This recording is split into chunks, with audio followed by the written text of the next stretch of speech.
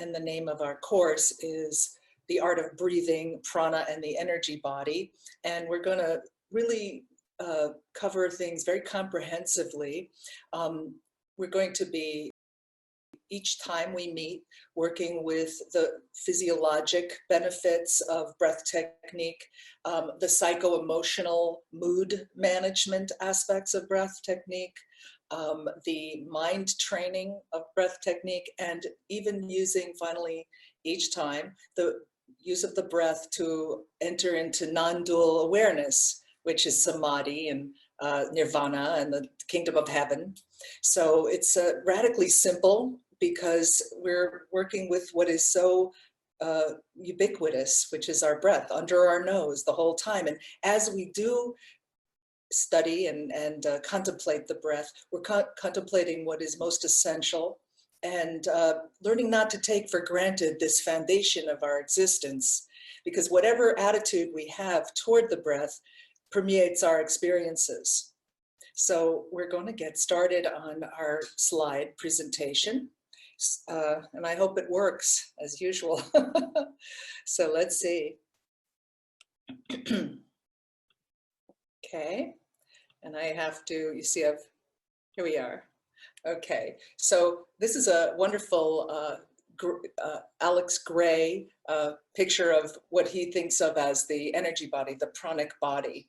And I thought it was kind of wonderful, but we're going to move on. So I love this quote. It's from the Prashna Upanishad, and I'll read it to you. Prana burns as fire and shines as the sun. Prana reigns as the cloud. Prana blows as the wind and crashes as thunder in the sky. Prana is the earth. Prana has form and no form. Prana is immortality. And of course, when we talk about breath, we're going to overlap that word with prana most of the time when we're having our studies together. But I really love this quote because embedded in the quote really is hidden reference to the elements that are understood in the yoga canon, and also reference, in fact, to the chakras. So as you probably know, if you're yogis and yoginis, when prana burns as fire, so it's the fire element. Prana reigns as the cloud. I was drinking water and realizing, if so, then this is prana. That's the water element. Prana blows as the wind, the air element, and crashes as thunder in the sky, the ether element, because of the sound. Etheric element is the space in which sound vibrates. Prana is the earth. We're getting all the elements here, if you know them in the system of yoga. Prana has form and no form. That's the third eye, where the opposites come together. And prana is immortality, the crown chakra.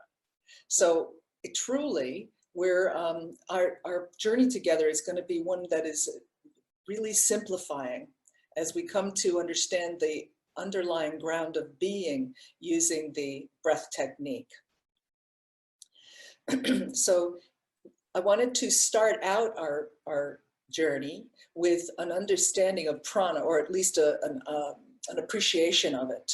And so this is a great statement, and it says Kalatapata, who was one of the sages of the Spanda school from Kashmir, but I don't know his dates, but Praksamvid Prane Parinata is important to us. Consciousness first becomes prana in the course of creation. And I happen to love this motif because as it looks like a big vibration and mandala, but there are eyes in it. Because the critical point is that as we're going to come to understand, and when we get this understanding, it's going to be revolutionary, is that prana, this all-pervasive energy of stuff of the universe, is conscious. In fact, it is consciousness. So understanding that all this is aware is very helpful in our process. Well, so we also have the idea that breath is the beginning of creation in our own Judeo-Christian, if you happen to be in the Judeo-Christian system. And very early in our origin myth, which is Genesis, and these myths, you know, they've seen us through a couple of thousand years of hardship, and that's why people hold on to holy books, because it gets us through hard stuff if you will let it. The earth was without form and void, and darkness was upon the face of the deep. And the Spirit of God, which is the Ruach Elohim, and that means the breath of God, moved upon the face of the waters. So the idea that void was the substrate and the beginning of creation is something that's very Buddhist. It's actually very sophisticated science these days, that the whole Big Bang came from nothing. So, but in this statement, it's the breath that creates the whole universe. Then later, when God gets around to making humans in that myth, the Lord God formed man of dust from the ground and breathed into his nostrils the breath of life, and he became a living being.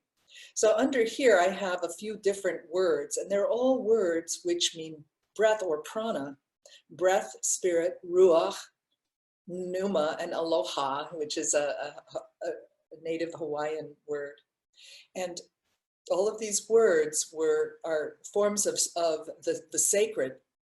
So if we're going to do breath practices, today we're going to do some together, which are very beneficial physiologically, and we're quite interested in that in these days, considering our situation and our newly found respect for our lungs. And we're going to be working with that. But we also want to try to bring into our experience and understanding the feeling of the sacred toward the breath. And that's something that is going to facilitate our breath practice when we want to have the all-pervasive experience of non-duality. So you can see this is not a new thing. In fact, it's an old thing, but something we may have forgotten. In fact, and if you're a yogi or a yogini, you probably study the Upanishads and other great texts, and often the Atman is spoken of. Now, it turns out Atman was originally meant breath. And even now in modern German, Atman is breath. So that's the Proto-European early language. Atman was the word for breath. So the idea that the prana and the breath itself is the supreme principle, okay? And once you sort of get the hang of that and you use it in your practice, you're going to be cooking with gas or with oxygen. What is qi? Okay, so we're moving to a different tradition just to show that these traditions are, that they're global. The idea of this vibration, this vital energy. So in the Taoism, we have, and if you ever get acupuncture or if you do Tai Chi, you're working with qi, which is the same stuff that we're talking about. And I love this quote from Hua Qingni, a Taoist master. What is qi? Qi is the mother of all things. It is the subtle essence of the universe. To cultivate qi, a peaceful mind is necessary. A peaceful mind can nurture personal vitality. The way to attain a peaceful and unattached mind is the withdrawal of one's mental being from the outer layer of worldly tensions to the unified core of universal life. And that is a very succinct statement of what we do when we practice yogic detachment ideas in our meditation. We're withdrawing our awareness, as you know, from the 8 limbs, that's pratyahara, from the outer layer of existence to the more subtle inner. And what happens with that is you develop personal vitality. You get power, effectively. You get strength. And it is what's going to happen tonight. We're going to see that through our orientation to reality, we're going to connect with an infinite flow of abundant energy. And that's going to be fun. Now, it's not just our old myths, it's the more modern myth or the origin idea, which is the Big Bang, that posits that there's an all-pervasive energy in the universe, which they're calling cosmic microwave background radiation. It's a vibration. And it's amazing because it's isotropic, and that means that it's evenly distributed all over the universe. And here is a picture of this this background radiation. This is somehow they are able to discern it with instruments and give you a look at it. So there's known through science, in fact, the two guys who discovered it, I think it was in 1978, got Nobel Prizes because it gave evidence for the idea that the universe started with what we call the Big Bang. So I would consider that this is one way to think of prana. And when isotropic means evenly distributed, which is unusual, things usually have more here and less there, but evenness of distribution is one of the qualities of prana. As we focus on our breath, which is our own personal experience of prana, we lose our sense of hierarchy, we lose our sense of concept and what's good and what's bad. Everything, it's the equalizer, okay? So that's a wonderful thing, that we can focus on our breath and experience equality in ourselves and everything else. It's really fun. I hope you think so. This is another important aphorism that we're going to carry with us. And it is from the Shiva Sutra, which is, it's tantric and it's from the Shaivite tradition. And I am going to go more into some earlier stuff with us today. But this is, again, something that if you'd ever see me again, this is what I want you to know. The link of consciousness with prana is natural. That is to say, you're breathing consciousness in and out. You're breathing awareness. You're in an ocean of awareness. And with our breath, we're taking in the mind of the universe and giving back to the mind of the universe our own personal contribution to that cosmic mind. So always know that your prana, your breath, is conscious, okay? And you're going to have a relationship with it because it is aware and full of awareness. Let's see, what else? So again, we're kind of thinking this is a nice thing to focus on, our breath or our prana. It's neutral, non-hierarchical, non-judgmental, unconditional, pure, unlimited, and foundational, okay? So it's a really worthy focal point for our meditation if we want to bathe our pranic body in the freedom and the cleansing of qualities, which we can get when we focus on our breath, okay? So that is why we love it, one of the reasons. And I have the Ouroboros, which is a very ancient symbol of the snake which bites its own tail. And, you know, in effect, you could think of the snake being your own spinal system. And when we bite our own tail, we're taking our awareness and drawing it into our own awareness. The meeting of awareness with awareness is the closing of the circle, and it is non-duality. Makes a big zero. But when you want to focus your attention on awareness, we've just said you can focus it on the breath, okay? So if you focus your attention on the breath, you're focusing on the very energy which gives you awareness. So you see that you're closing the circle when you do focus on your breath.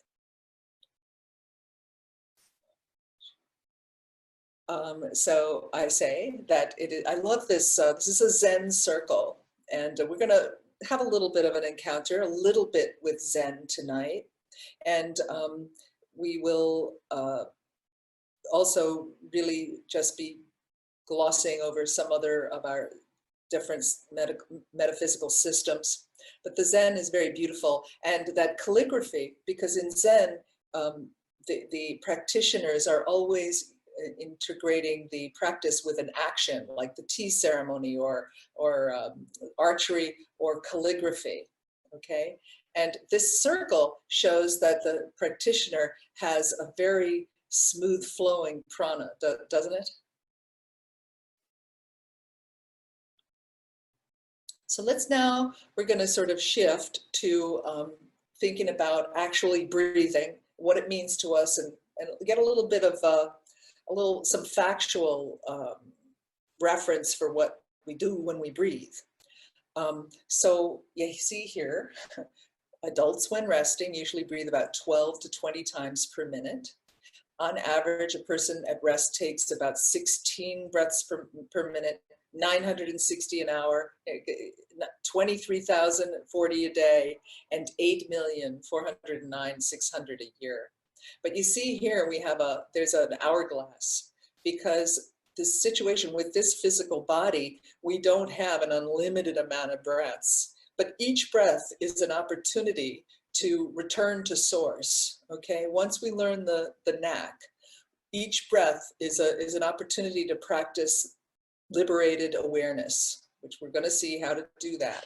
So let's not like waste too many of these breath opportunities to return our consciousness to its source, which is what we're gonna be doing. And here you see that our brains are very, very hungry for the oxygen that we breathe. They take 20% of it, although the brain itself apparently is only 2% of the body weight. But I wanted to go over with you a little bit about these 3 layers of the brain here, because I think it's gonna be interesting to you. You have what is called the reptilian brain, our brain stem, and in a moment, we're going to do something to get a feel for it. We have our limbic system, which is considered the mammalian or the emotional aspect of our brain. And then we have the neocortex, the rational, okay? And when we do yogic practices, it aligns these 3 aspects of our consciousness. When we focus our awareness, right up here, you've got your rational mind, and when you focus that on your brain stem, which is responsible for breathing, you're taking the conscious mind and linking it to the unconscious, all right? Because usually we are breathing unconsciously. But the moment we take our conscious mind to address the breath, we're linking the conscious with the unconscious. And that is a wonderful thing that we can do. So we're going to see that especially this part, the limbic or the emotional brain, can, as you may have heard, hijack our behavior, okay? And so I'm going to stop here just for a moment to tell you a little about my background on this. So when I left living in the ashram, I had lived there for 5 years, and it was real hardcore stuff. And then I worked for 10 years in the treatment of stuttering using a breath technique. And with this breath technique, we were able to train people to circumvent the stuttering behavior by breathing, okay? And so what we did not know at the time was we were probably affecting the vagal nerve. They had a laryngeal spasm, and the vagal nerve innervates these speech mechanisms. So the long, full breath we were training people to do was enabling them to become fluent. Now, what we would have to do was systematically desensitize them using the breath technique to become more and more facile. And the more they would succeed, the less they would be afraid. Now, I'm bringing this up for a reason, because in that particular affliction, which is stuttering, fear causes the problem, okay? And then it becomes a vicious cycle. You become afraid of a situation, you lose your fluency, and it's very embarrassing and very, very awful, social death. And you then are afraid of that situation when it comes again, and it happens again. So you start to avoid stuff. So fear is something that we can overcome, and we can overcome its negative influence on our behaviors and on our experiences of social, emotional life. And I think that's really, as we go forward in evolution as humans, clearly we need to learn how to detach from states of fear, because that fight or flight can cause us to behave in ways that are suboptimal. Okay, so I'm so glad you're still with me here. So we talked about this part of our brain, which is the brain stem. And it's all the medulla oblongata and a couple of other structures. Sometimes I forget their name. And that is called the serpent or the reptilian brain, okay? And it is ruthless, and it's the oldest structure in evolution of the brain, some hundreds of millions of years old. And it's because of our reptilian brain, our heart is beating and our breath is happening. A lot of other functions are happening unconsciously. And we are also kind of driven by our reptilian brain. It's not very sentimental, in fact, and it's not it's ruthless, and it gets what it needs. And if it hadn't gotten what it needed, you wouldn't be here. Okay, so what we need to do, and what we would want to do by our awareness of our breath, which is part of the reptilian brain function, is to harness that incredible focal energy of the serpent, of our inner serpent. That's really a lot of what we do when we do our breath awareness in a meditation. And you start to feel still and alert at the same time. There's no ADD in it, but it's not reactive. And it is something which makes you feel very, very peaceful, very alive, right?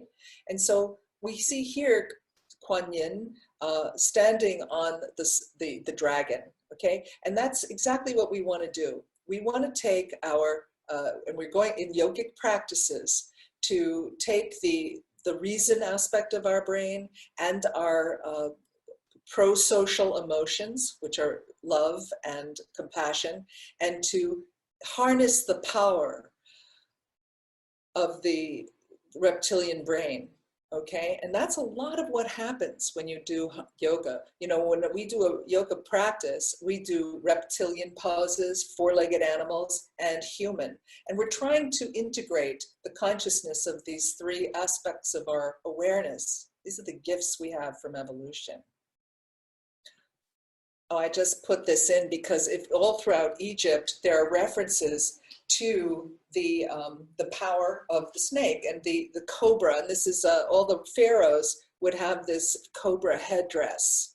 One would presume that they were aware and familiar with the inner energy we call kundalini, okay? And kundalini means coiled. So the inner energy which moves through our nervous system is often analogized to a serpent, as you know, the serpent power. And I'm pretty sure from the motifs that you can see in ancient Egypt that they were aware of this energy. You know, you can have phases of culture where there's awareness and then it goes away, but they still have the symbols. I think we're in one of those phases now. But so it's keeping in mind, because when we talk about prana, the chakras, the energy body, we're going to have to comprehend Kundalini Shakti. All Hatha Yoga is meant to arouse that energy. I stand by that, and you can discuss it with me another time later. So as I said, our breathing is the bridge between the conscious and the unconscious mind. Okay, so before we go forward, let's do a little stretch, don't you want to? So we'll roll our shoulders up and back. We'll interlace our hands, press them forward, and my hands are going out of the frame, but it's okay. And you're going to move your ribs about. Okay, so you know your spine is really firm, but it also is eminently flexible. Now I'm going to move over to the right and stretch into and open up those left ribs, and you're going to breathe in with me to make the intercostals spread a little bit. Those are the muscles between your ribs. Just inhale, and when you come up, I want you to pull your navel in towards your spine, and an exhale like this. So you're using your core to come back, not your back muscles. Good. Come over to the other side and open up those spaces between the ribs. This is going to increase the amount of oxygen that we can take in a breath, because when you get those intercostals open, and now you're going to exhale, squeeze through your core. Good. Now let's place our hands behind our head and elbows wide and lift the chest. Okay, so you can see we're doing a treatment for our thoracic cavity. Those are the ribs. and the spine, which holds our precious lungs. I want you to squeeze your shoulder blades together, lift your sternum, and take a breath. Use your two shoulder blades like two palms, lifting you up, lift your chin, and breathe in. Exhale, take your head over your shoulders, spread your fingers, and exhale your hands open. Good. And we'll just take a moment here. We're going to do a lot more with posture, but now just feel a very natural sense of the well-being that that little bit of stretching provided. And we're almost in meditation from it. As you're breathing more fully, more easily, you feel that not just the breath is coming and going out of your nose, but it's coming and going through every cell in your body. And you're washing those cells.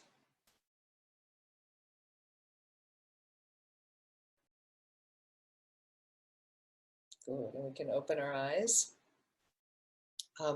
So, part of our process that we're going to be getting into is appreciation, which in later on in the tantras, I'm going to describe to you when we're going to study those. It'll be in the third class primarily, but there's something called pratyabhishna, which is recognition.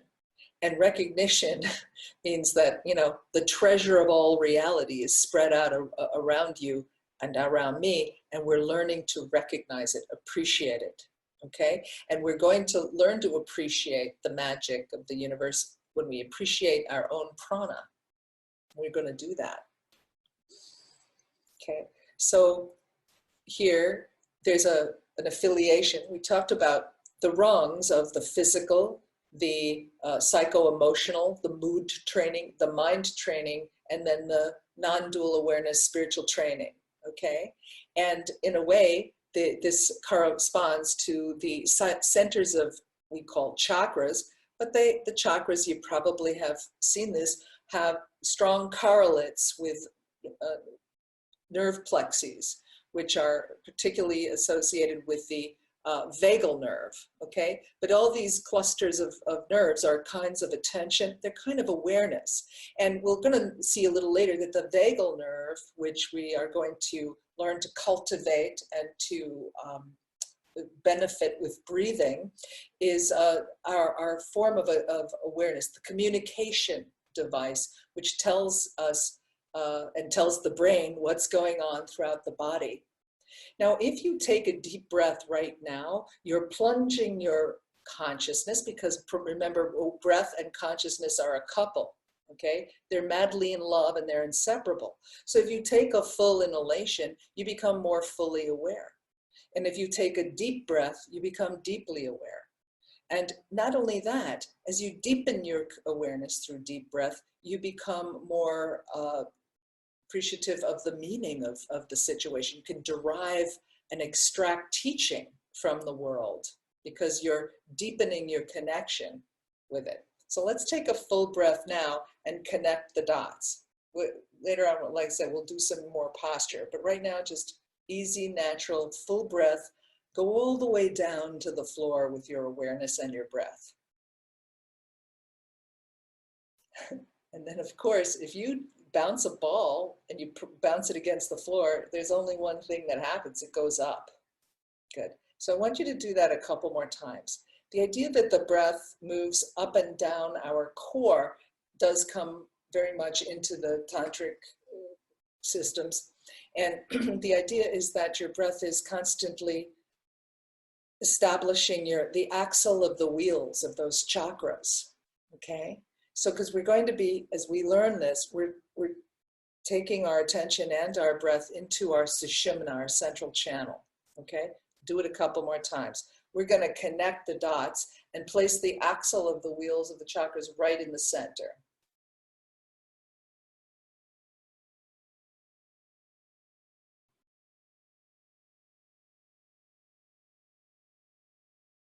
So good. And I want you to do this. You know, when we do breath technique, and we're going to do more and more, you make the mind, or the awareness tells the breath what to do, okay? But there's also, when the breath tells the mind where to go. So now I want you to just let the breath lead. Let her be on top, so to speak, and let the mind follow her.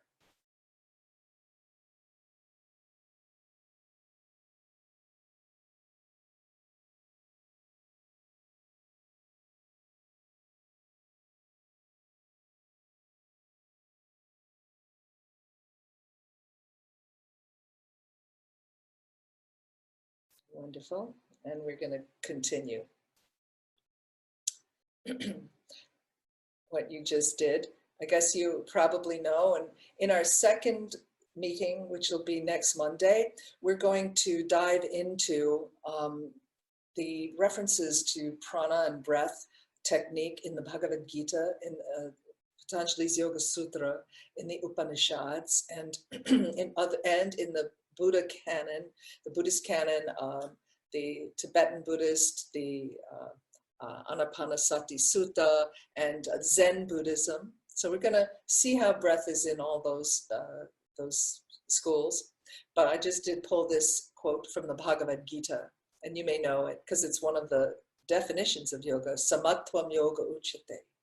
Remember how we're talking about how prana is the equalizer, equilibration, everything's equal. It doesn't, it has no prejudice, you know? And so it is said that yoga is evenness of mind. And the evenness of mind is also the full throttle operation of all the chakras, okay? So it's all systems go, all horsepower, right? And so that is a yogi is someone who has all of the powers that are harnessed to the goal of enlightenment, okay? And so we use our breath to penetrate into the lower chakras with our consciousness, okay? Because we're not going to deny the needs, the intentions, and the demands of our lower self. No, we're going to turn within and we're going to make a relationship with it using our breath, because the vitality, we'll look at this again next week, the vitality of our lower centers is critical to our progress, okay? We can't cut ourselves off from it. So we're using our breath awareness to get in touch. So this is another from the Shiva Sutra, which again is tantric. The yogi should plunge his mind into the self, okay? So if consciousness and breath are inseparable, when you draw that breath fully in, you're bringing consciousness fully in, okay? And we are going to really be glad that we can take our attention and move it into the body and into the reality with breath practice. Okay, so in a moment we're going to do alternate nostril breathing, and you're well aware of the two. I think you may be, because if you're interested in yoga, you're aware of the Ida and the Pingala. Okay, the name of the course is has something to do with chakras and the energy body, and the energy body, you may know, and we'll look at other depictions, has 72,000 currents. But there are 3 currents which are critical or important, as you may know. Excuse me. Those currents are the Ida, the Pingala, and the Sushumna, okay? And I wanted to work with those, of course, doing some Nadi Shuri or Nadi Shodhana, where you breathe in and out through the nostrils, because these energy currents terminate at the nostril. They actually start at the perineal, and they slither up the central channel.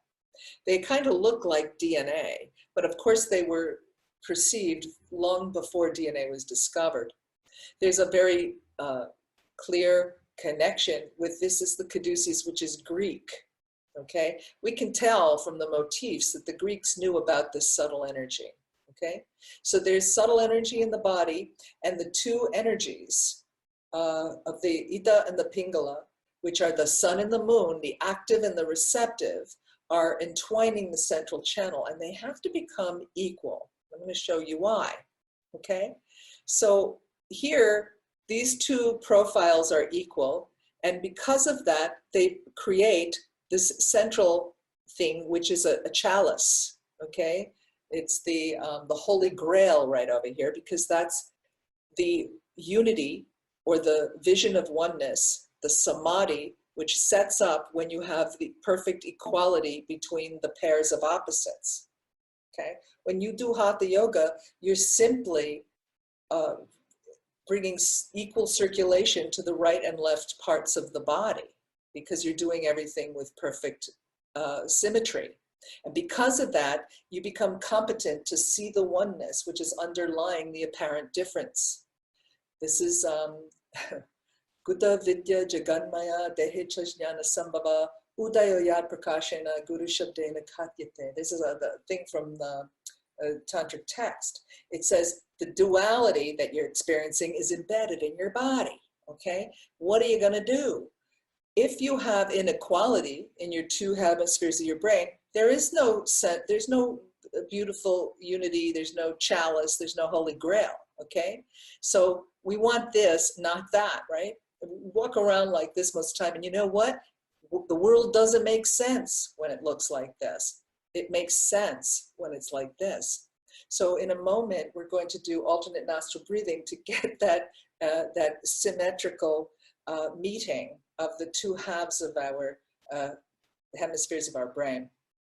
I want to see, oh yes, do you mind? I'm going to continue on this theme before we do it, because it gets pretty fun. This is actually at the elevator door of a client that I have, and I loved to see this motif on the elevator door. Here you see what looks like the caduceus, the winged serpent, okay? And there's a cornucopia in the other hand, and that's a very typical device that you see. It's from ancient Rome also. What does this mean? It means that when these energies are equalized, when the giving and the taking are equal, you have abundant, infinite flow. And that is important for us to understand, okay? Abundance doesn't come from just accumulating, right? What if, if you look at our bodies, if we just thought, oh, I'm gonna get more and more and more, and that would not be beautiful, it would not be healthy. We need an equilibrium, okay? We need a balance of giving and receiving. In fact, the heart, which is called the hridayam, comes from the word hrt and da, which means receive and give. So that is one of these ideas that we're going to see is true. Now here we go. Before we do our alternate nostril breathing, I wanted to show you that this idea has been abroad for a long time. We saw it in the caduceus, and this is in medieval Europe. There was a phase of spiritual investigation, you may know, which is alchemy. Okay, and now people look at alchemy and say it's ridiculous. Well, Isaac Newton was very interested in it. But the same thing's going on here. This is what they're talking about. And the title of this picture from 1519 is The Alchemist and His Mystic Sister Distilling the Elixir of Life. Okay, we're going to distill the elixir of life, okay, from our practices. We're always going to be flourishing. That's what happens. These practices lead to a sense of joy and vibrant health. They're very good for longevity because, your attitude is that you are constantly bearing fruit in season, no matter how old you are. And I've been around for quite a while myself. So I'm loving every minute of it, okay? Because this path is infinitely inspiring. And I use that word advisedly because inspire means to breathe in. Are you ready to do some alternate nostril breathing? I'm going to do a twist, simply taking my left hand behind me, my right hand on my left knee, sit hard into my sit bones, and bring the chin to throat. Later on, I'm going to be a lot more clear about what we're going to do with our posture. But here, we're going to pull that left shoulder blade in toward the spine and take a nice deep breath. And I want you to push your lips. I know that we're going to break the rules. If you have to breathe your nose all the time, you're going to breathe through your lips now. I know it's hard. You're going to break the rule. Breathe in through your lips. Go. And then release to center. Good. I'm going to teach you that pursed lips breath because I do it constantly and it's very useful. We'll do the other side. You can see how we're equilibrating the stimulation of the nervous system on right and left by twisting equally. And you're going to pull that right shoulder blade in, bring your chin in towards your throat, and purse your lips. And when you breathe in, imagine you're wine tasting. But for once, you're not just tasting wine, you're appreciating the delicious prana that we fail to appreciate most of our lives. Let's taste it now.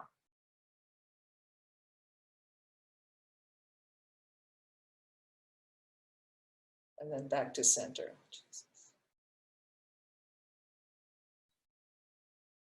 Take a moment. We're going to do a very simple alternate nostril breathing in a moment.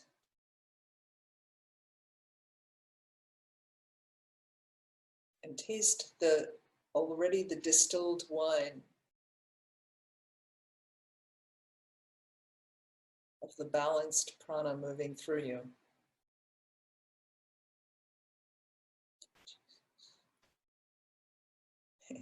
When ready, we're going to take our right hand and we're going to inhale through our nose, both noses, both nose holes, okay? Breathe in through your nose. Take your ring finger, press the left nostril closed, and exhale through your right. Good. Close your right with your thumb. You can push your third eye back with your index finger and breathe in and then out on the left.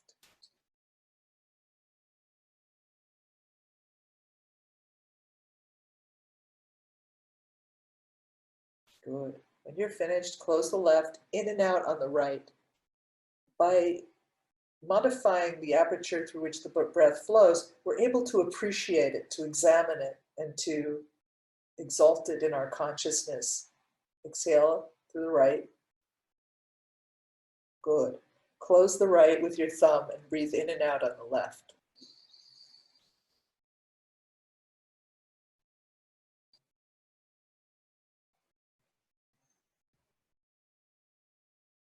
Close the left, in and out on the right. I can feel already you are definitely being aware of the prana as the divine substance of consciousness as you inhale and exhale. Close the right when you're ready, in and out on the left.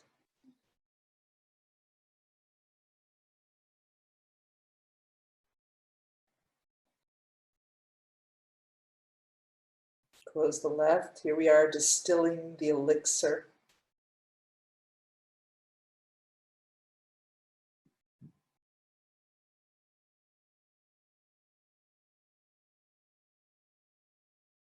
Good. Close the right, in and out on the left.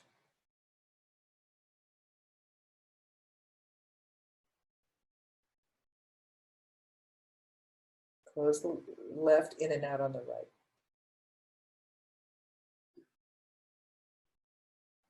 And we're going to take our hand down and just be and let the breath lead. So you're going to follow it with your awareness.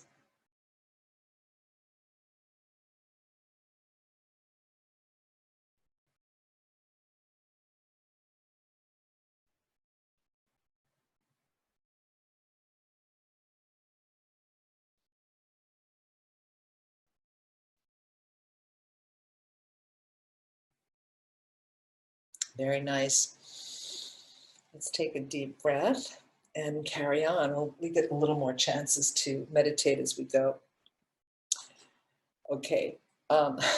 This is, I really put in quite a bit of from the Shiva Sutras. The prana shakti flows on the right, on the left, and in the center. By constant awareness, one abides in the sushumna, okay? And throughout the time we're together, we're going to revisit again and again the experience of being abiding in your own center, okay? The mast of the ship, okay? Where you're not rising and falling with everything, every whim that the universe, or every fastball the universe throws you. You're centered, okay? Because it takes some skill, you know, to be in this world. And that is part of the skill. And when you do that alternate nostril breathing, it enhances the flow in the sushumna. And so we're going to continue, but when you take a full breath, you might think of it as, you know, you're breathing into your guts, right? If I'm not breathing fully, I'm not fully present. And it's usually because I don't want to be. It's not that much fun, actually. So, you know, fun is 90% of the time, it's not that much fun, right? Well, instead, we're going to willingly engage in the harrowing of the reality we're in by using our breath to plunge into it as a way of uh, ascending to reality by descending into it, okay? So take a full breath and show your willingness to enter the reality of the present. Good. And you see, by the laws of you know, Newton's laws of motion, if you go all the way down and you hit the ground, you're going to go up, okay? So, you know, people often, you know, have a story where they hit bottom, you know, they had to hit bottom before they were really willing to go up, you know? And so hit bottom every time you take a deep breath so that you can use the power of gravity to ascend. Good. So what we just did, in my view, is that we just did that so-called hero's journey. Okay, a lot of times, and we're going to go through this as maybe in the next class, that the breath is circular, okay, so that it goes down and then up, and it creates a circle. And you can experience that what's happening is that you're descending more fully into the present, and it is harrowing, it's difficult, it's the reality, and then you exhale and you return to the ideal plane, okay? And in the body, that's the crown of the head, the exhalation ends there, and the inhalation ends in the perineum, the floor, which is your root, okay?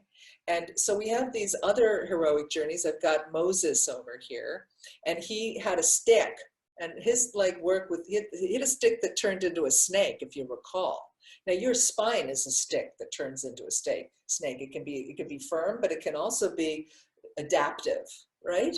So that's very interesting that he had that stick, and he parted the Red Sea.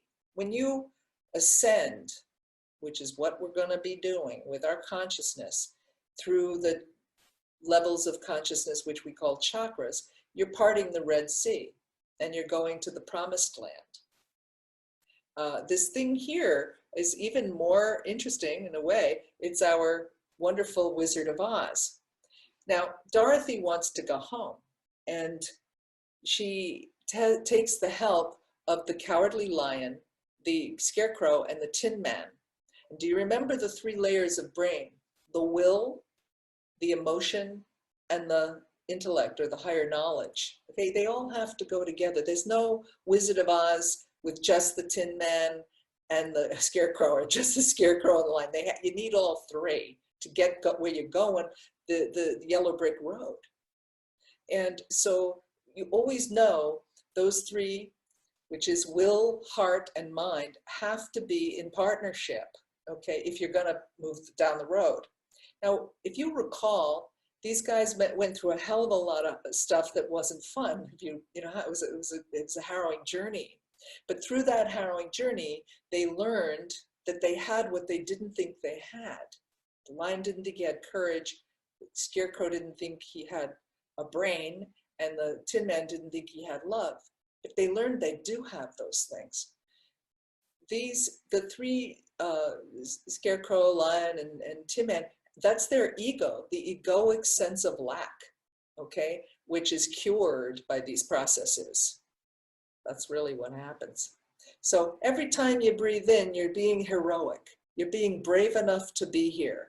Don't tell me that it's a bowl of cherries, okay? It isn't. So I know. So, you know, it's heroic to take a full breath and be present. Let's do it now. Good. And another full breath when you're ready. As you breathe in, you're getting in touch with your courage, your guts. You're also, as you exhale, moving through the heart, the feeling, the love. And then you end on your exhalation in the knowledge-free yogas, karma yoga, bhakti yoga, and jnana yoga.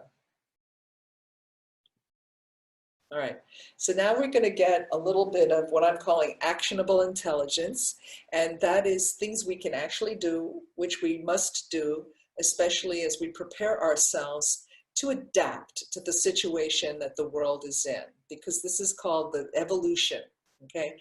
If there weren't horrible things going on throughout time, we would still be yeast cells, okay? The pressure of mother evolution causes us to change. And if we don't change, we don't survive. But the way she's causing us to change is to work with our intelligence, to go higher, to learn how to train our mind, okay? And that's what we're going to be doing. We're going to be doing some specific breath things right now that actually are physiologic, beneficial practices. Excuse me. I got some prana here in the form of water. Isn't that delicious? Oxygenation is what we're going to be enhancing with our breath technique. It's the addition of oxygen into the body, and what we don't want is hypoxia, inadequate oxygen supply, which has become something we're all aware of now, unfortunately. So this is a particular breath method that I think is quite useful for the situation. And it's called buteyko, which is a Russian word, and I may be mispronouncing it. And you go online, and there's a guy named Patrick McEwen who discusses and demonstrates this stuff. But I liked the little aphorism that breathing should be LSD. That's easy to remember. In English, light, slow, and deep. The light part is important because when people do breath technique, a lot of times we try too hard. And if you try too hard, you get anxious, and actually your airway closes up when you're anxious. That's not good. So the lightness of the breath has to be the lightness of our attitude when we do it, okay? It's slowing it enhances the assimilation of the oxygen, and deep also enhances assimilation, okay? I'm going to show how it is when we're, what the problem is when we don't breathe deeply.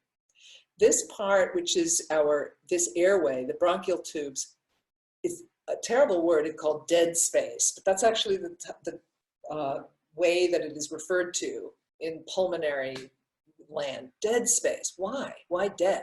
Well, because there's no alveoli there. There's no way for the oxygen to get into your bloodstream here. It's just moving down in here.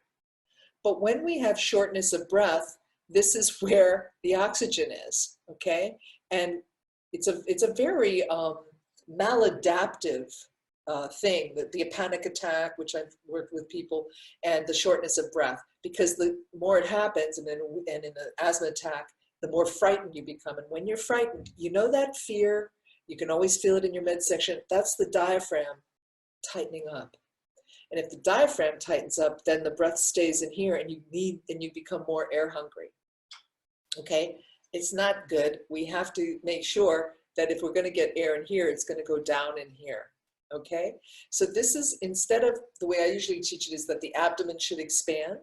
Instead, we're going to put our hands on our ribs, and we're going to let the ribs expand laterally. So you're going to let your ribs go out to the side.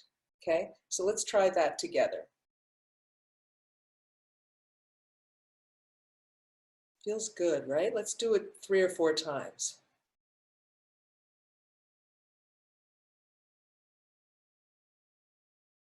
Let's do it with that mindfulness of the sacredness of the prana. That'll enhance the experience.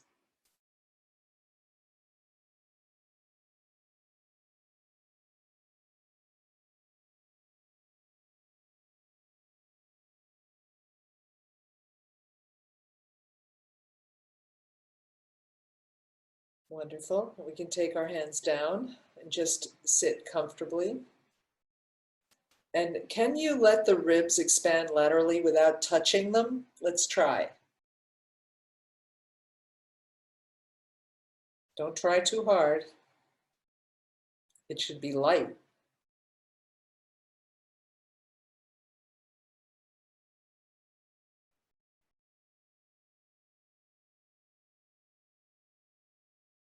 Before we stop, let's salute the breath with our realization that it is conscious, that it is divine. You know, when we say hail, it is a way of salutation. You hail within, inhale the prana, and exhale. Salute the prana outside you. It would be nice if when we breathe, we're consciously hailing or praising the inner prana and the outer prana. A little bit more.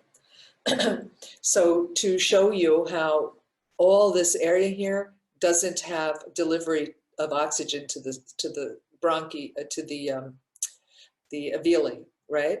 And so you got to get it down in here, which is something we just did. We're going to do some breath holding too. And here's the diaphragm, which when it gets really, really tight, it doesn't expand the lungs downward. And what you just did with those ribs is that the diaphragm pulled it down. The diaphragm shares a border with your hip flexors, which are attached to your lower back. Okay, so why would that be? Well, when you go into fight or flight, your hip flexors have to tense to get you out of there. Okay, now that means if you're seated, or if you're you're on the bus and you're going into fight or flight, your hip flexors are tensing. Now, if the hip flexors are attached to the lower lumbar vertebrae, they're compressing it when they're tensing, getting you ready to run. So when you breathe deep with that full diaphragm breath, it loosens and releases the compression of your lumbar vertebrae. So it's good for your lower back, okay? So let's do a couple of those breaths deep into the belly, expanding the ribs, lowering the diaphragm, and thus releasing tension in our back. We don't have to run. You don't breathe like this when you're in fight or flight.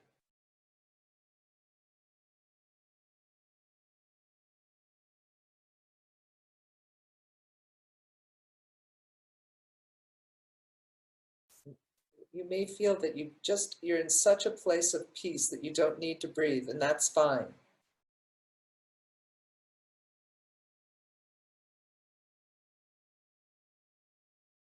Good. We're going to open our eyes and continue.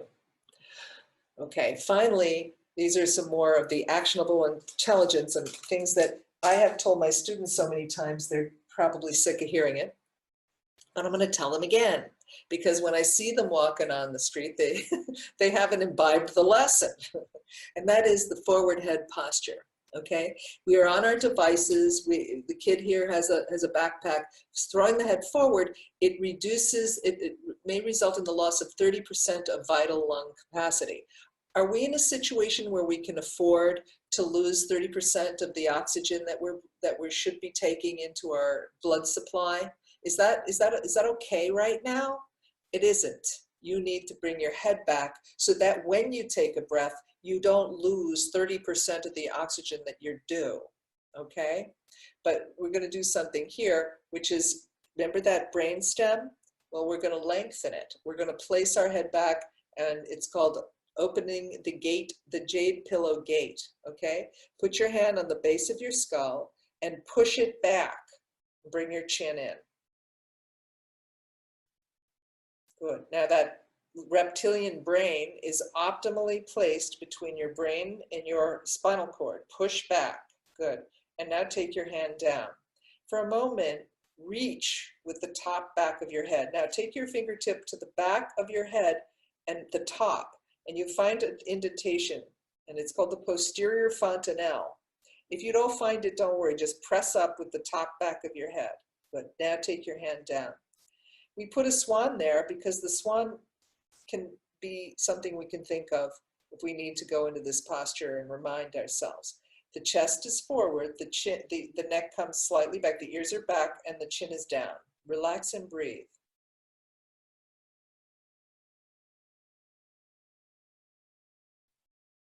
Good. Now I want you to experiment.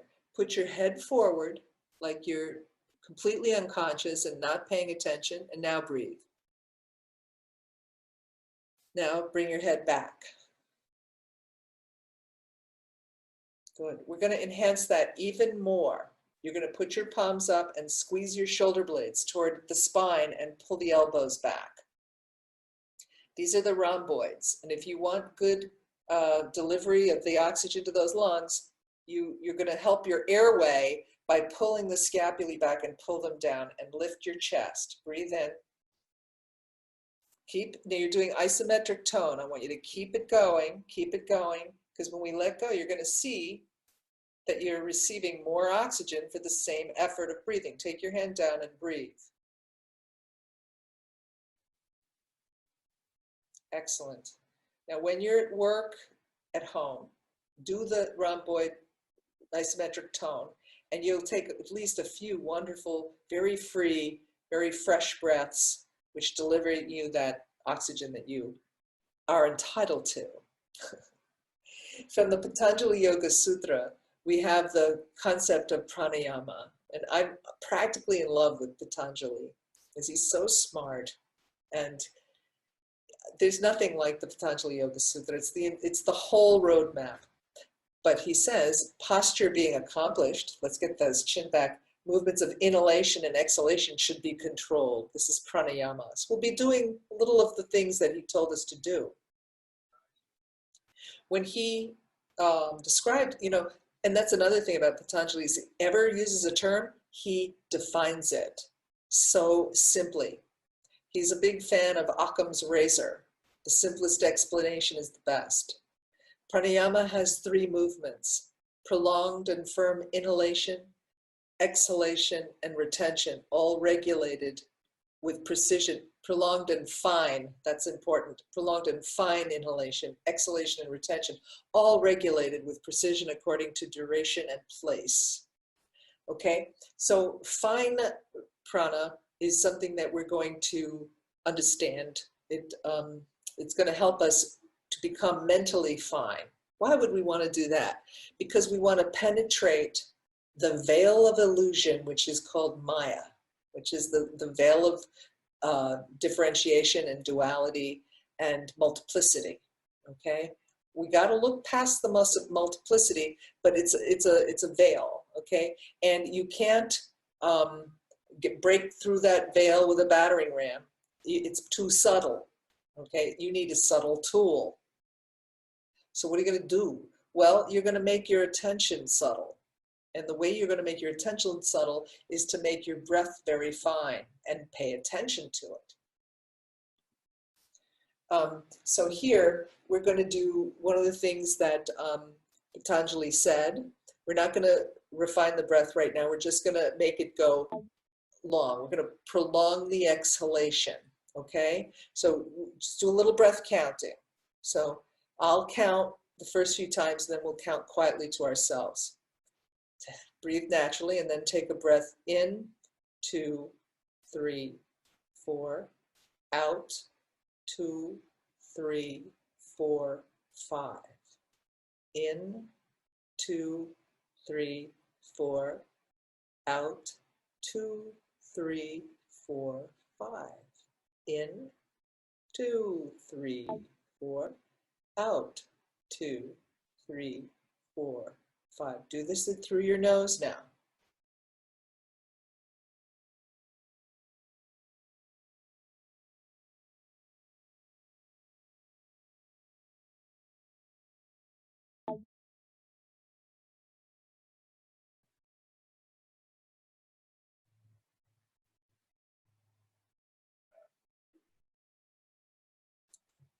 As you're doing that, your alveolar ventilation is increased.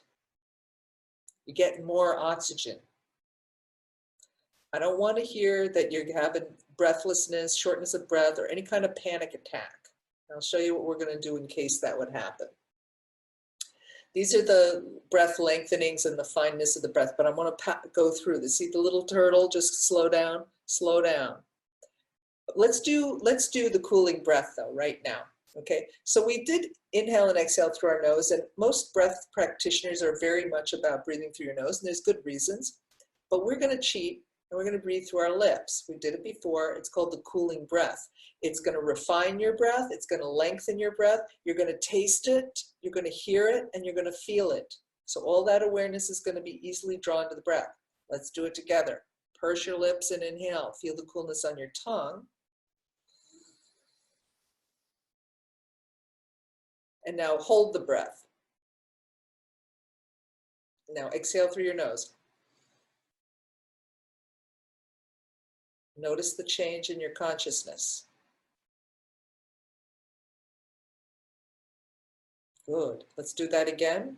Purse your lips. Oh, is prana delicious? Can you taste it? Hold it in. Now breathe it through your nose. Notice the change in your consciousness.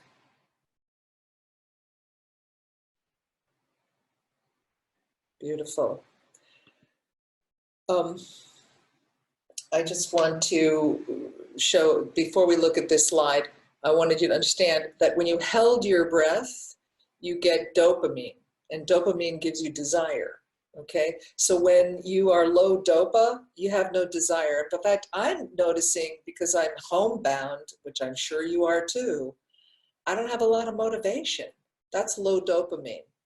And so when you hold your breath, you get motivation to breathe in. Okay, so breath holding gives you a little bit of that get up and go, a desire to live. And we're going to do it together. I want you to do it with me now, even though that doesn't go with the slide. Would you do an inhalation with breath holding? Breathe in through your nose this time, if you want, or through your lips. Hold it. Let your abdomen expand. All this time you're getting desire. Soon only one thing's going to matter. It's simplifying everything. Exhale through your nose.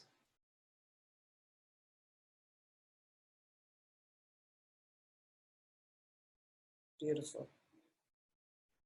Now we just did this, we hack our nervous system, you know, we just changed our consciousness.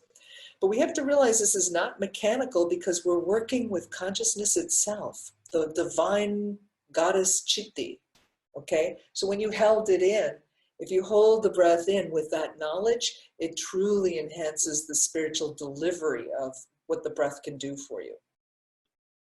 Okay, but it's a little bit more of this actionable, let's look at our time, actionable intelligence. And so I want you, probably by now you've heard of the vagal nerve, and it's got many, many benefits to have a tone, vagal nerve tone, okay? So a prolonged exhalation, which we just did when we counted to 5 when we exhaled, is, it gives you vagal nerve tone, okay? The vagus nerve is that nerve I'm gonna describe to you that runs through your whole body. Now, when we chant, we're exhaling. And, you know, if you live in a monastery or an ashram, you're chanting hours a day, okay? It's beautiful to do. And this constant exhalation raises your consciousness. It brings you into a state of bliss.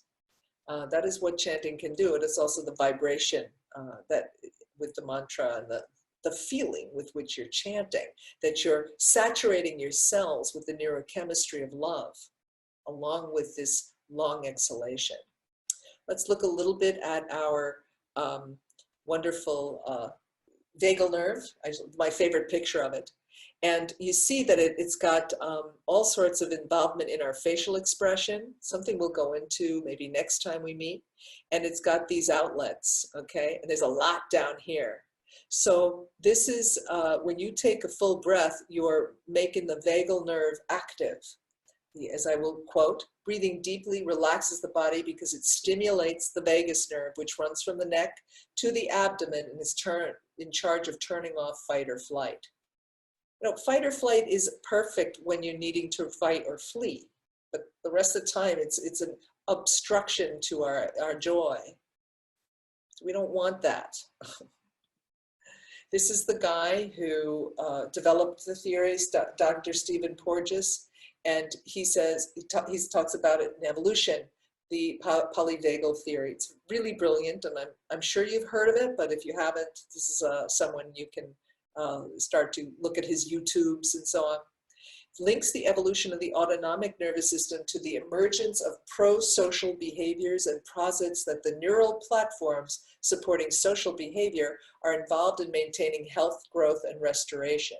Okay, so something's happened in evolution that is enhancing our communication and our sense of safety and our sense of, as you see, pro-social. What are pro-social? Love, compassion, sharing, altruism.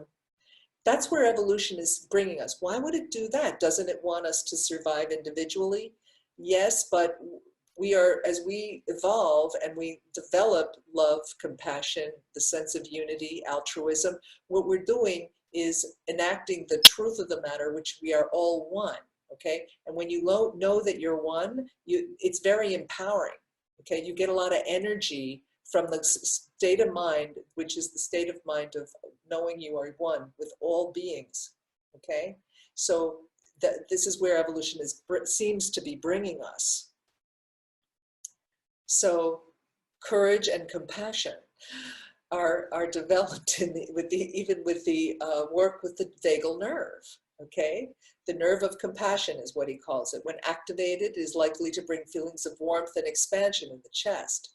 New science suggests that it plays a role in trust and maternal bonding. People that have high vagus nerve activation on resting are prone to feeling emotions that promote altruism, compassion, gratitude, love, and happiness. These are, when you have those positive feelings, why are they positive? Because they benefit the organism. And when a feeling benefits you, it's a good feeling, right? And you chase that feeling. And the way we're developing that feeling is through our breath practices. I don't want to say chase the feeling, because it's not outside of us, it's in us. And we're learning how to get it. Okay, now a little bit more, and later on we'll be going into incredible, beautiful texts from the yoga canon and so on. But right now we're going into science, okay? And so one of the main things, this is important right now, is nitric oxide. As you'll see, nitric oxide is it's a gas, okay? It's a gas which is produced especially in the sinus cavities. And it opens blood vessels and has a lot of benefits. And it is actually being used and experimented with as a treatment for the COVID virus. I'll explain that. The Nobel Prize winners who discovered this, they saw that nitric oxide is a signaling molecule in the cardiovascular system. Yeah, cardiovascular, that's important. That's opening the blood vessels. Let's see some more. So actually, nitric oxide is in Viagra. It's the thing that Viagra is about, which opens the blood vessels. So, and nitric oxide is NO. Okay, it's abbreviated as NO, nitric oxide. The beneficial effects include widening blood vessels, helping regulate blood pressure, anti-inflammatory, initiating erections, battling infections, preventing formation of blood clots, and acting as a signal molecule. I'm talking fast because I want us to get we have ways that we can make nitric oxide flow, which are yogic practices. Okay, a minor but significant role in antiviral protection. These are good studies from good journals, very often cited. It is becoming increasingly clear that many diseases are characterized or associated with perturbations in nitric oxide production signaling. Therapeutic strategies designed to restore nitric oxide will have a broad application. One last. Oh yeah, just from April 8th in the Boston Herald. The remarkable nitric oxide being tested as a coronavirus drug. Drug known to relax blood vessels could help coronavirus patients with severely damaged lungs and will be tested at Mass General Hospital. The Boston Hospital, first in the nation to rigorously test nitric oxide in coronavirus patients. It's a remarkable drug. It has a risk profile that is minimal. The study administers inhaled nitric oxide. We want some. How are we going to get it? It's something that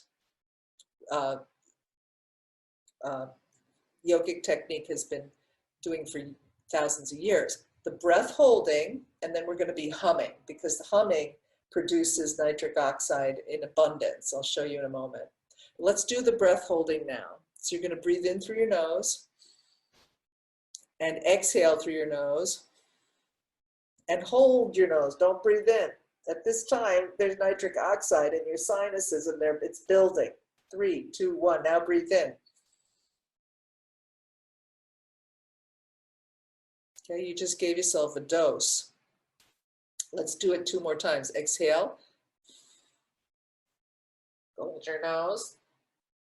3, 2, and breathe in.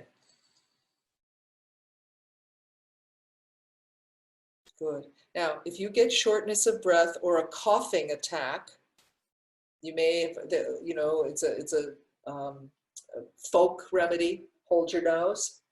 It'll help stop that triggering of that cough reflex. 1 more. Breathe in first. Exhale through your nose. Hold it. Breathe in.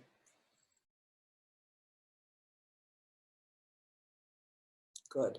So you're learning to calm yourself, which I'm sure you already know. Okay, so Patanjali already told us in this English, mind is clarified by the holding in or out of breath. Okay, we've tried breath holding in, we've tried breath holding out. We can always see that it changes our consciousness, it clarifies our mind. Okay, it reduces the clutter. Okay, I'm not going to do this, it's too much. Let's do a little humming. Okay, humming greatly increases nasal nitric oxide. The paranasal sinuses are major producers of nitric oxide. It increases 15-fold during humming. Okay, here's some more. Nasal nitric oxide levels increase dramatically during humming. Okay, here's the hummingbird. So you're going to breathe in with me, and we're gonna just hum for a minute. Then we'll be getting nitric oxide. So breathe in, and we'll hum.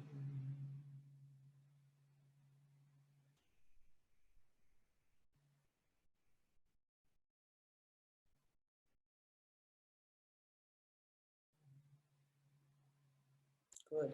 Keep doing it and send the vibration up into your maxilla and where your sinus cavities are, right next to your nose.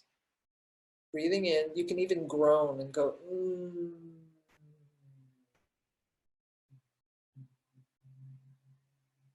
Good. Now, while you're humming, I'm going to mention that humming is the sound, this sound is the sound of satiety, of satisfaction. As Patanjali says, Santosha Anutama Sukhalabha. From satisfaction comes the highest joy, from satiety, from contentment. And this sound, is the sound of contentment. Do it 1 more time. And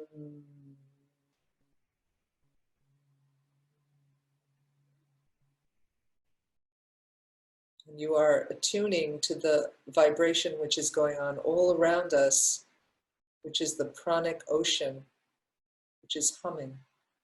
Good. Okay, I'm going to conclude with the next few points. And I got to read a wonderful book, and you may have heard of it, Zen in the Art of Archery. And the guy, Eugen Herrigel, it's back in the 30s, I think. And he's actually an Olympic athlete, and he goes to Japan and he wants to learn archery. And he had a terrible time. It took him 4 years to string the bow. And he thought he was so strong and he tried so hard. And the teacher was telling him to breathe, that all of it was about breathing. The whole book is the teacher trying to get this guy to focus on his breath and not on the goal of shooting the arrow. Let me read what he said. The more one concentrates on breathing, the more the external stimuli fade into the background. Next week, we're going to understand how breath awareness gives us detachment, which is one of the main things we develop in a yoga practice, in a spiritual practice. One soon feels oneself shut in by impermeable layers of silence. One only knows and feels that one breathes. I learned to lose myself so effortlessly in breathing that I sometimes had the feeling that I myself was not breathing, but strange as this may sound, being breathed. So he, over the years, got into these exalted states. And here's the teacher that taught him, Master Kenzo Awa. And what he said was, concentrate entirely on your breathing as if you had nothing else to do. And apparently this guy was a very, very small stature guy, and it's not easy to string these bows. So he was constantly hitting. This guy could hit the bullseye in the dark. And so it frustrated the hero very much. But there's something, a little bit of an addendum to the Zen in the art of archery. Jürgen Herrigel went back to Germany and became a dedicated Nazi. So it shows us that we can develop ourselves spiritually, but there was an ingredient missing. Okay, so he developed his enlightenment states, perhaps his focus, his ability to detach, but there was some important ingredient missing: the love, the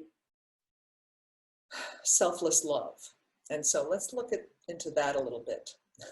This is what I have Beethoven said. He said, to make a mistake is human, but to play without passion is inexcusable. So when we do the practices like Jürgen Herrigel, he wasn't doing it with love, okay? And here's Herbie Hancock, another great yogi. If it's devoid of the heart, it doesn't mean anything, okay? I firmly stand by this. Now let's look at Hanuman before we're going to close soon. Now Hanuman, you probably know, he was very much the instrument which reunited Rama and Sita. And you can see him leaping there, okay? So he leapt to cross the ocean, but what he did was there were rocks placed in the ocean with the name of Ram, okay? And he leapt from rock to rock with the name of Ram. And that's how he got from the end of India to Sri Lanka, where Sita was imprisoned and sitting at the root of a tree waiting to be rescued. Okay, so Hanuman is the son of the wind. Vayu is his father, so he represents breath. Okay, Sita, sitting at the root of the tree, is the divine feminine, Mother Nature, your own base of your spine. Rama is Ra, the god of the sun. Okay, so Rama is crown, Sita is root, and Hanuman is uniting them. And he unites them by the repetition of the name, which we will not get into this time because I wanted to save it as we go forward. You may already have a mantra. So placing your head back, your chin in towards your Adam's apple, juxtapose the crown of your head, Rama, right over where Sita is at the floor. Now Sita, she represents Mother Earth. Her name means furrow, like a furrow in which a farmer plants a seed. And so she's deep, okay? And so Rama is the sun, and Hanuman is going to go from Ram, the crown of the head, to Sita with a message of love. And then Sita's going to send with Hanuman a message of love back to Ram.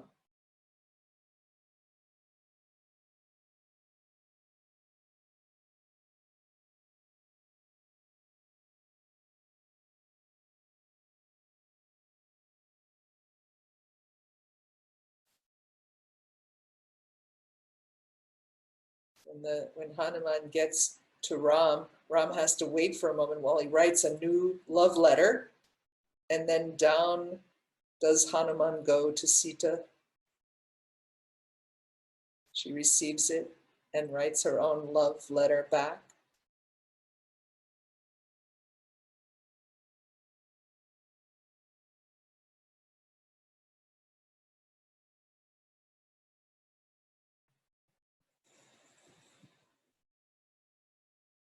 Good. Endow your prana with passionate love. The real and the ideal, they need each other.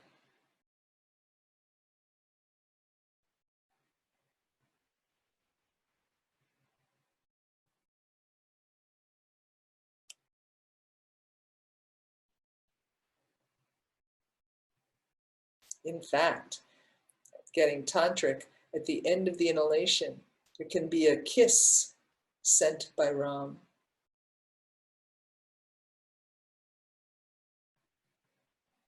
And on the end of the exhalation, a kiss.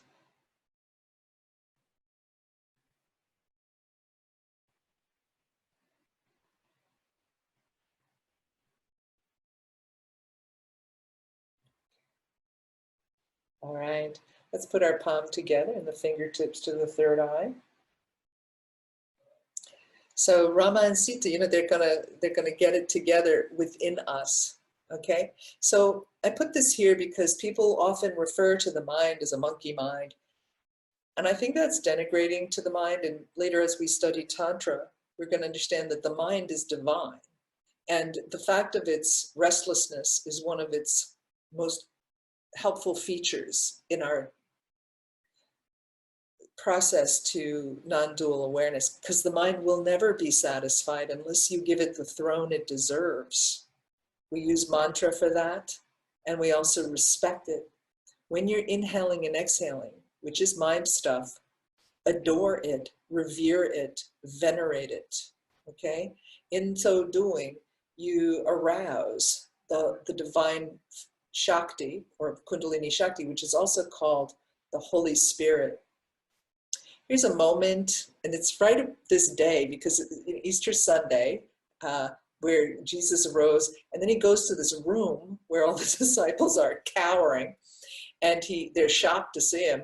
Peace be with you, as the Father has sent me, even so I am sending you. And when he said this, he breathed on them and said to them, receive the Holy Spirit.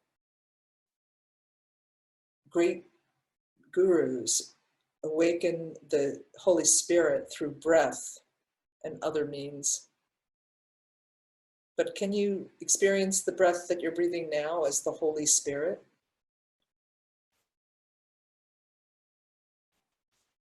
Just do it.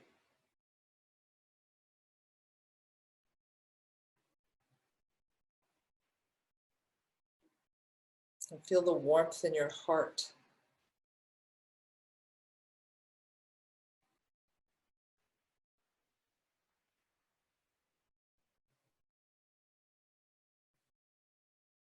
The quality of your love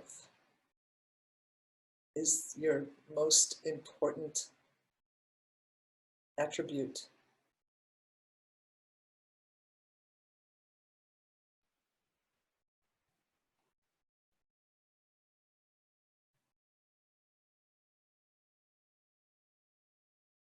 Good. So then finally, we'll put our palms together and the fingers to the third eye, pulling the chin in. And it's exactly 8:30. So I think we're ready to have our time of questions and answers. We have a lot of wonderful material that we're going to explore next time. Don't miss it. It's going to be really fun and delicious. Okay. And I'm ready to stop sharing. Thank you, Mary. So we don't have any questions right now because everybody was in the practice, Oh. which is a good thing. So I think if we just take a couple minutes for you to, for you all to like write a question down to find that brain that can type a question. Thank you. Prana. Everything's prana. Yeah, we're getting wonderful presentation. Amazing. Thank you. Yes to imagery and story. Yes to POC voices and perspectives in this session.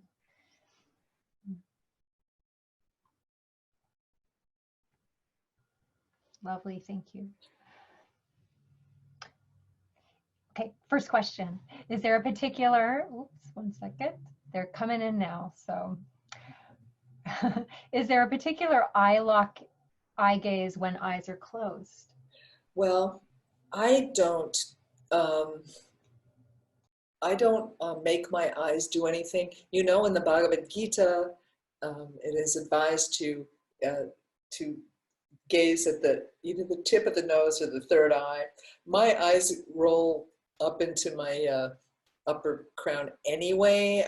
It's not something I do. So I would be gentle with the eyes. This is not something that I believe that is good to do with your eyes closed. But it's not bad to do some focus. And we'll, next time, I'll tell you what, we'll do some focus using a Shri yantra. So where you train your eyes, as you know, it's called tratak. And the training of the ocular focus really helps the mind.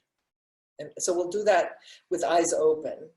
And then we'll see, you gotta let what, I'm much more into let what happens, happens type of thing and be aware of that, but maybe other people have other ideas.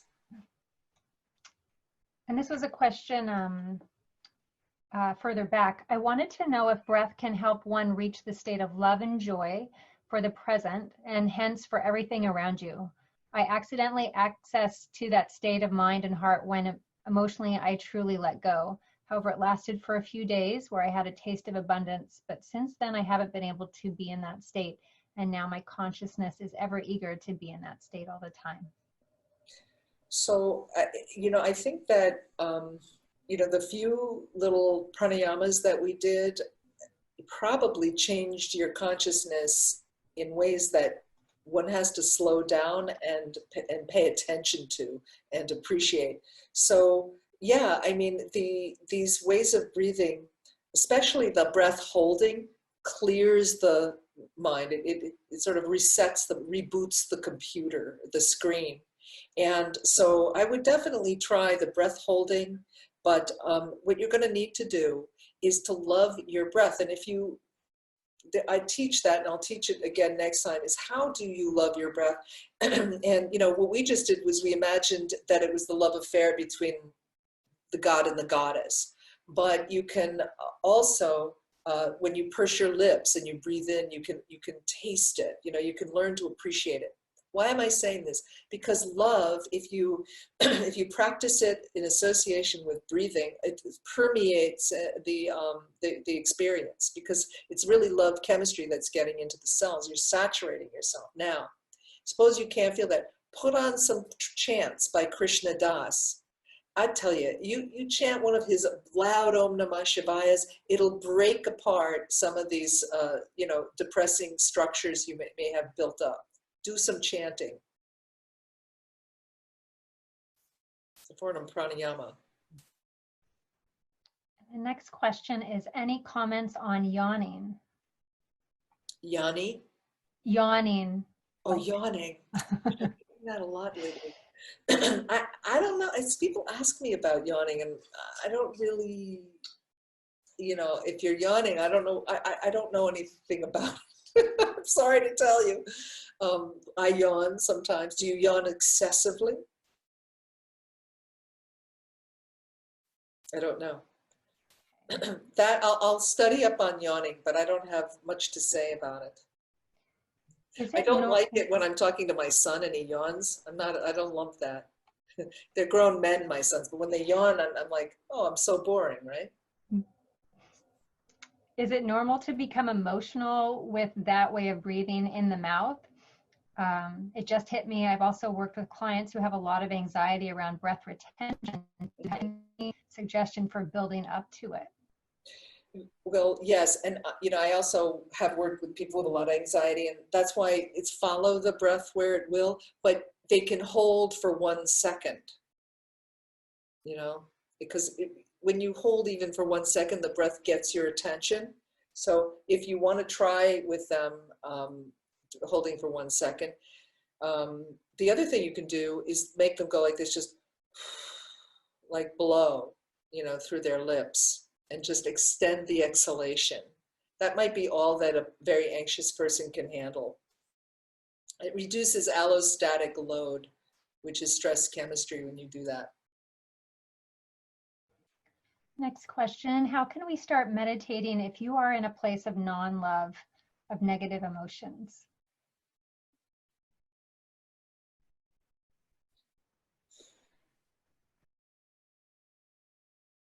Well, again, I hate to keep saying this, but it was actually what my guru taught to, is I would chant.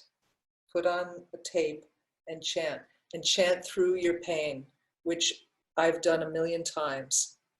By the end of 20 minutes, you'll be in a different state. And so there's nothing like chanting. Now, it's not complicated, it's not prestigious, it's humble. but I really want you to try it. Try it with any kind of recording or YouTube, and you will change your mood. You will manage your mood.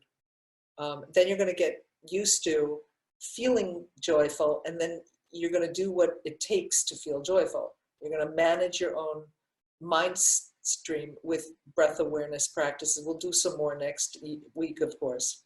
Chant.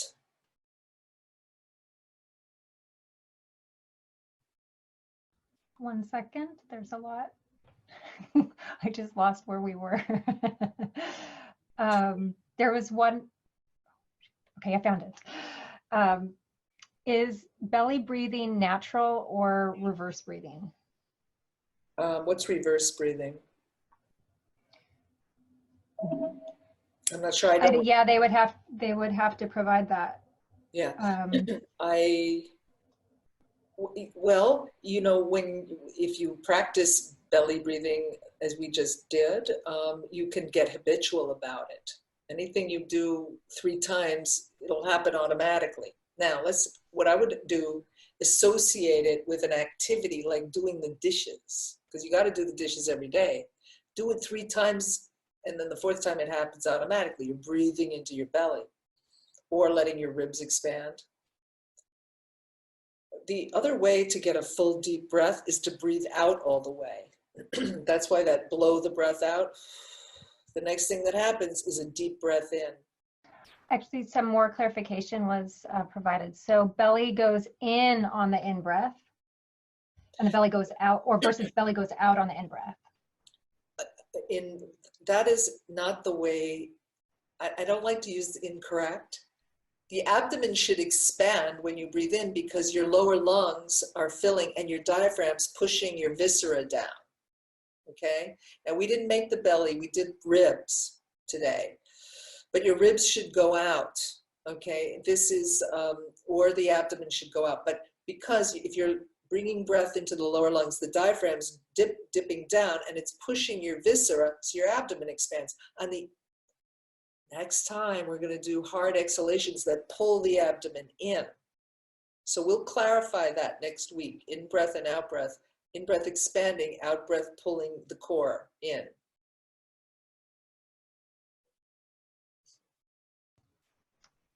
Trust yourself too, by the way.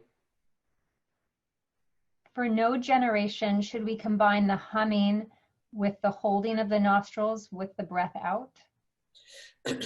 You know, I asked a renowned expert about the nitric oxide nose holding, and he said it's you're not getting a lot of nitric oxide that way, but it's something. But the humming is really does produce 15 times more nitric oxide. Okay, nasal nitric oxide. So humming is better than the holding, but if you've got a coughing fit, do that holding. It does build up, harness some of the nitric oxide that you then breathe in. And you breathe it into your belly and your abdomen expands. But I'm going to teach you that hard exhale next time. You're going to love it. It's so much fun.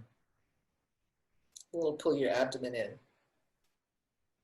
Regarding breath holding, different effects. When is it held and when is it held in versus when is it held out?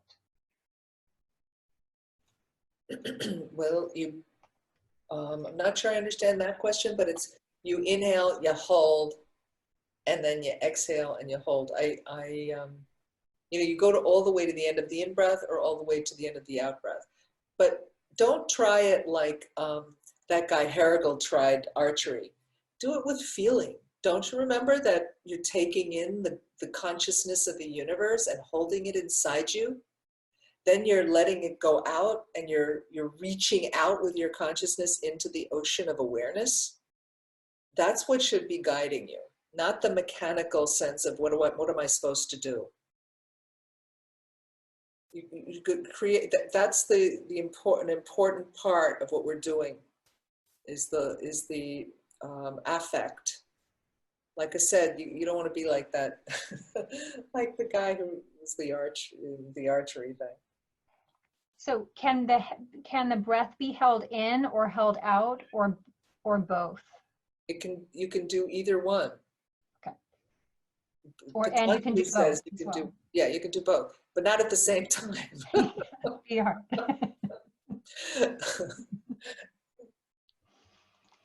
Okay, 1 second. Okay, with alternate nostril breathing, you taught a different way to what I have been taught. I practice it in through the left, then out through the right, in through the right, then out through the left. That's perfectly legitimate. The one I did was a little, it's just the one I do, but I like that. And I think I'll try it next time with you. Now, if I have students who, like I work in a corporate office and I want to get them, it's 3 o'clock and I don't want them to go to sleep, I have them breathe in on the right and exhale through the left, breathe in on the right and exhale through the left, because you activate the right channel and it's more active.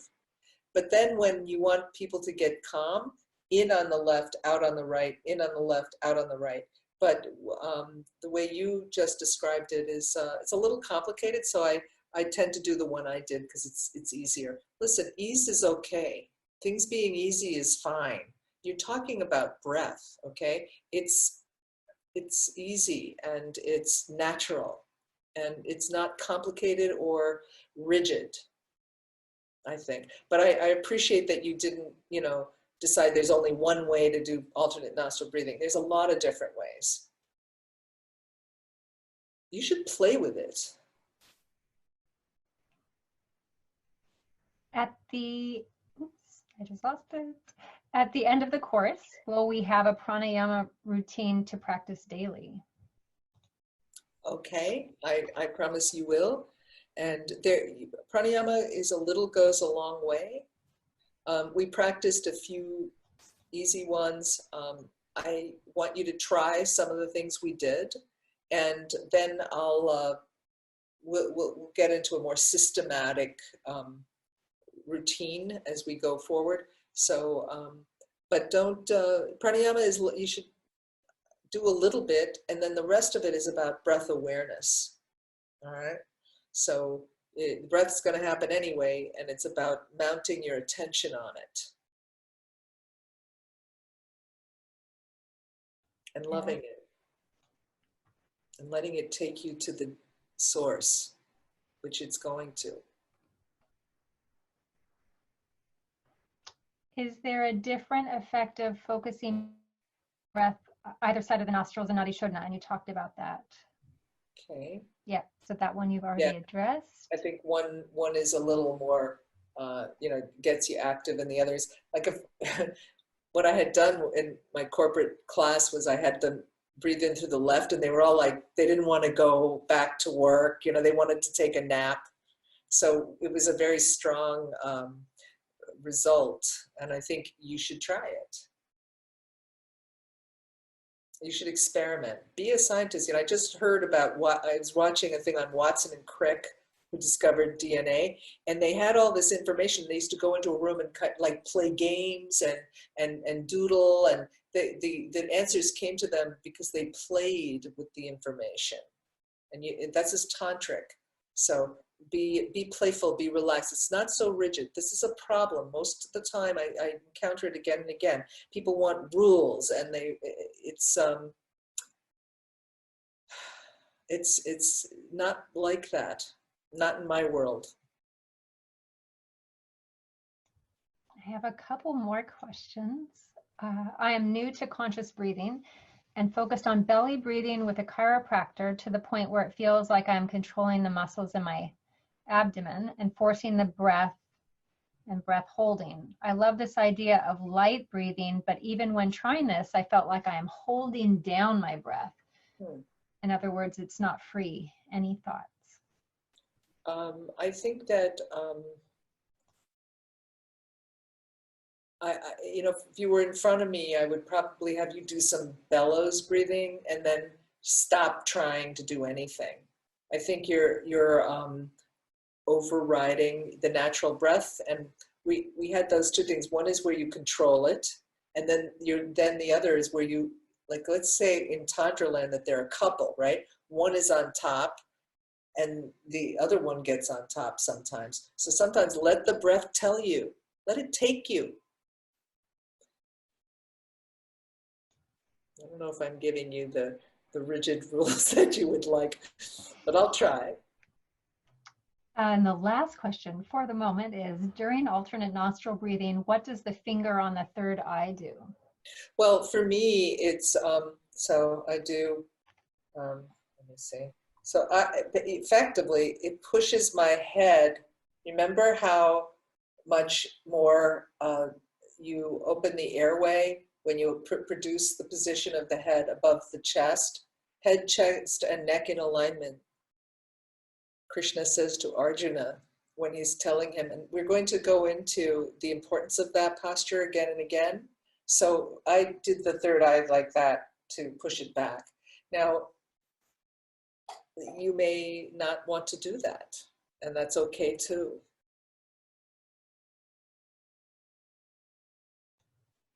That's all we have for questions. Thanks everybody for all the great questions tonight.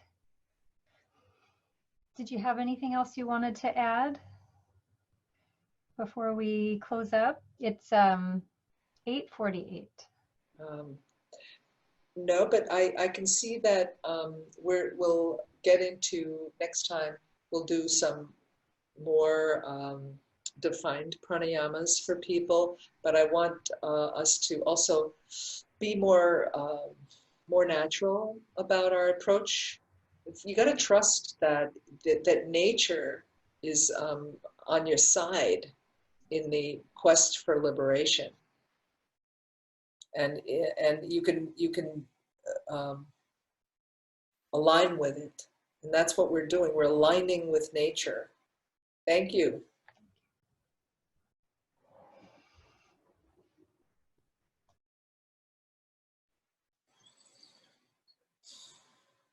See you next week. Can't wait.